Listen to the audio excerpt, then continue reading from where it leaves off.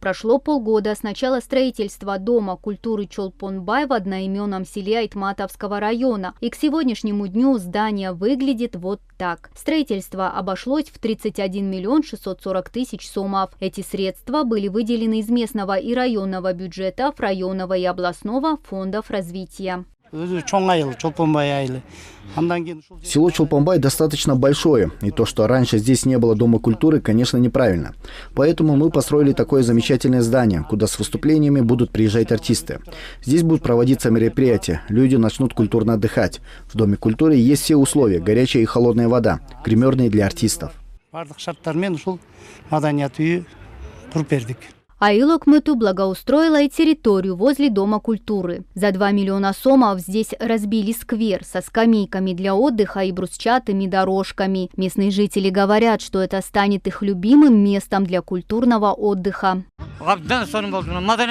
Нам построили отличный Дом культуры. Мы побывали внутри. Там тоже все сделано хорошо. Теперь у нас ничуть не хуже, чем в городах. Наши люди вдохновились. Большое спасибо Айыл өкмөтү. Кроме того, местные власти начали реконструкцию еще одного старого, но годного к эксплуатации здания. Оно было построено в 1963 году. Планируется, что после ремонта сюда переедут специалисты органов местного самоуправления.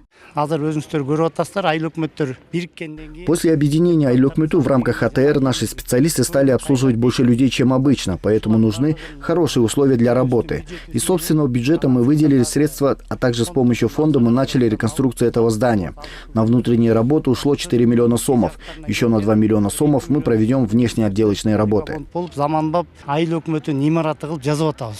Отмечается, что строительство здания для Айыл өкмөтү завершится в июле. В новом, просторном и обустроенном помещении сельская управа ставит перед собой цель – обеспечить сельских жителей быстрыми и качественными госуслугами. Мадина Низамова, Кайнар Ормонов, Татыбүбү Кинжиакунова, Эльтер, Таласская область.